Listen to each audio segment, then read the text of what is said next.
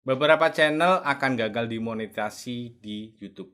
Dan alasan yang terbesar bisa gagal karena mindset kreatornya. Simak terus.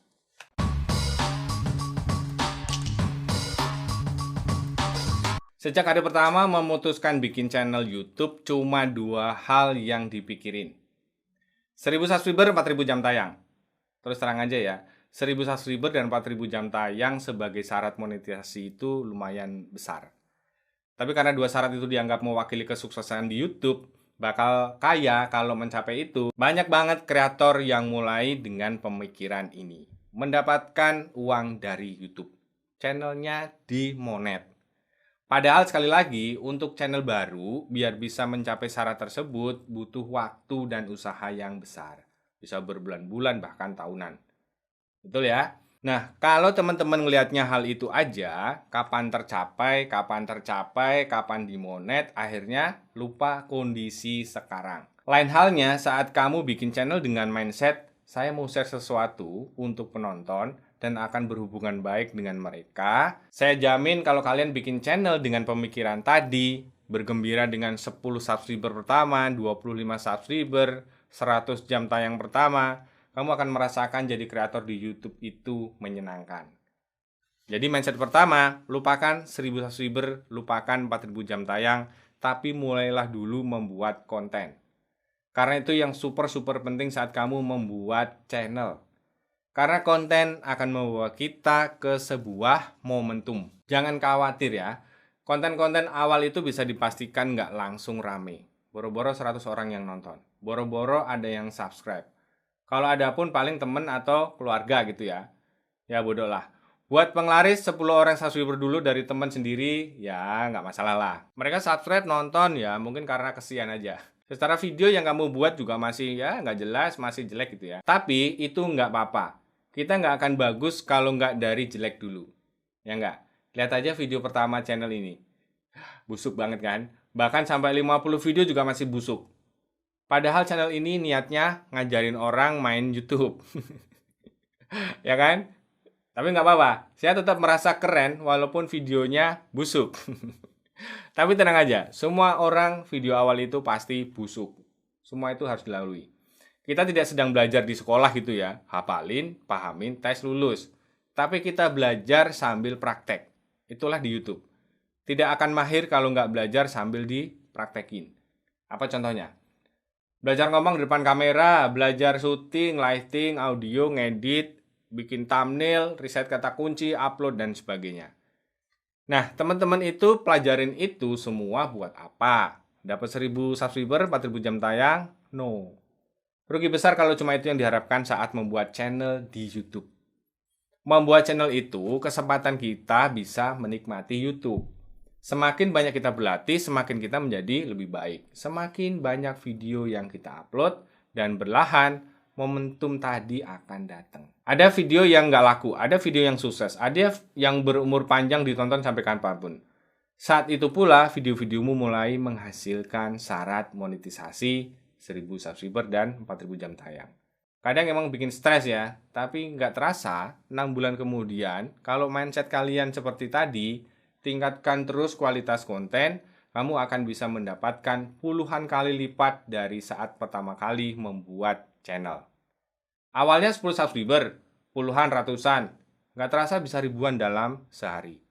Sama, viewers akan meningkat terus dan juga watch time-nya. Dan tidak berasa, kurang dari setahun bisa dapat 100.000 subscriber. Kayak di channel ini. Nah sekarang, sebenarnya apa sih 4000 jam menonton itu? Karena banyak banget yang nggak paham masalah ini. Yang dihitung oleh YouTube sebagai syarat monetisasi adalah 4000 jam menonton dari video yang publik. Bukan di private, unlisted, atau tidak publik. Atau video yang dihapus dalam 12 bulan terakhir itu nggak akan dihitung. Contohnya channel ini. Dalam waktu 5 bulan channel ini baru mencapai 4000 jam menonton. Sedangkan di channel lain mungkin udah setahun tapi belum tercapai juga. Baik jam tontonnya maupun subscribernya.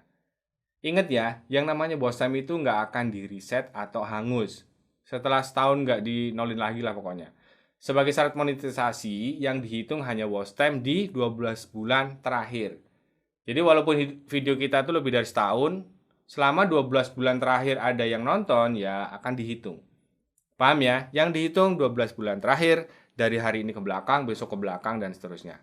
Kalau di bulan ke-12 paling belakang dapat momentum, videonya viral misalnya, kalau udah lewat ya nggak akan dihitung lagi, karena udah lewat. Itu biasanya yang dibilang jam tayangnya hilang, karena sudah nggak masuk hitungan tadi, nggak masuk rangka 12 bulan ke belakang. Maka dari itu, coba perhatikan saat channel kita mulai dapat momentum. Cari tahu ada apa di situ. Cobalah bikin konten yang serupa misalnya, itu salah satu usaha. Kita bisa lihat perolehan watch time dan subscriber dari tab monetisasi. Di sini ya. Jadi alasan pertama, channel nggak bisa dimonet karena nggak tercapai juga syarat minimum tadi. Di sisi lain, ada yang tercapai tapi kemudian ditolak pengajuannya oleh YouTube. Jadi ada dua tantangan sebenarnya. Kalau tidak sesuai dengan pedoman dan aturan YouTube, jadi teman-teman harus paham masalah pedoman komunitas agar channelnya bisa dimonet. Saya sudah buatkan videonya di sini ya. Channel yang biasanya ditolak monetisasi itu karena apa? Oke? Yang penting harus diingat, peninjauan monetisasi ini nanti dilakukan oleh karyawan YouTube, bukan oleh robot. Hal lain yang biasanya nggak diperhatikan adalah penggunaan materi berhak cipta atau pakai reuse konten. YouTube sangat ingin konten yang dibuat itu original, yang punya nilai atau manfaat buat penonton. Itu yang utama. Tapi karena banyak juga yang ingin segera monet, coba-coba ngakalin sistem misalnya. Pengennya cepat viral, nggak mau bikin konten sendiri, akhirnya ya gitu akal-akalan. Oke, mungkin bisa lolos, tapi percayalah, hidupmu nggak akan tenang. Karena tiap saat bisa kena razia dan channelmu bisa dihentikan monetisasinya oleh YouTube. Comot sana, comot sini, ambil video dari TikTok, Facebook, pakai suara Google yang dimodif-modif itu ya. Jadiin konten dan diupload. Dapat jutaan views, dapat duit dari situ. Ini akan mengesalkan banyak orang sebenarnya.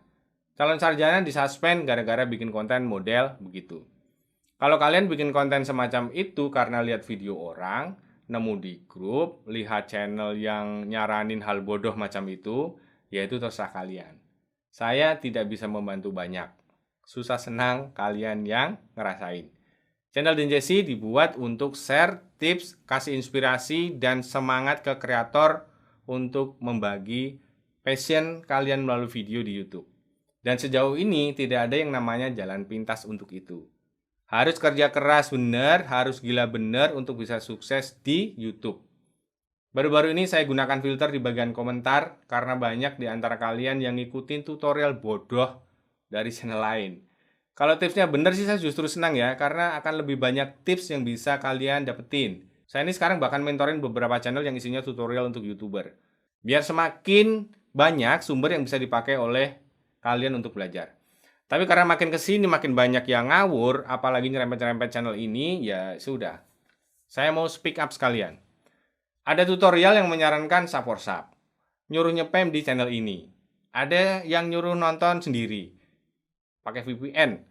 Ada yang nyuruh pakai aplikasi, beli view. Ada yang nyuruh pakai VPN tadi, dan masih banyak lagi trik-trik konyol yang walaupun mungkin bisa dimonet, cuma akan merusak channelmu. Konten tutorial YouTuber macam itu cuma peduli AdSense, nggak peduli sama penonton channelnya, nggak peduli sama channelmu, bahkan nggak peduli sama reputasinya sendiri. Ujung-ujungnya saya juga yang nyebokin ya, seringkali coba meluruskan. Hasilnya saya dibilang nggak support sama YouTuber pemula. Angel ya. Jadi sekali lagi, kalau kalian punya channel baru dan masih kecil, yang lagi frustasi sama perkembangan channelmu, jangan gampang tergoda sama iming-iming tadi. Cepat gede, cepat monet, cepat dapat subscriber, viewer, yang ujungnya bisa kena masalah. Sebagai konten kreator, teman-teman itu harus punya kemampuan untuk memahami. Karena pada akhirnya tuh gini, di YouTube itu kalian bebas untuk nentuin apapun di channelmu. Caramu bikin konten, caramu promosi, dan seterusnya. Kalian juga bebas aja mau dengerin tutorial manapun, atau cuekin siapapun. Seterah mau ngapain aja. Tapi coba pahamin ini ya. Karena kamu 100% bisa mengontrol channelmu mau ngapain aja, maka channelmu 100% jadi tanggung jawabmu sendiri. Tapi biasanya kalau seseorang nggak ada yang ngajarin, nggak ada yang ngarahin, bimbing dari pihak luar ya, biasanya mereka akan gagal. Atau channelnya lambat berkembang.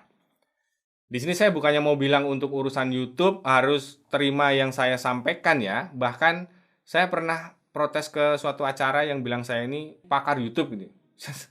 Saya tidak pernah menganggap saya ini seorang ahli atau pakar gitu ya. Saya ini cuma punya passion di edukasi YouTube dan mau share pengalaman saya ke kalian.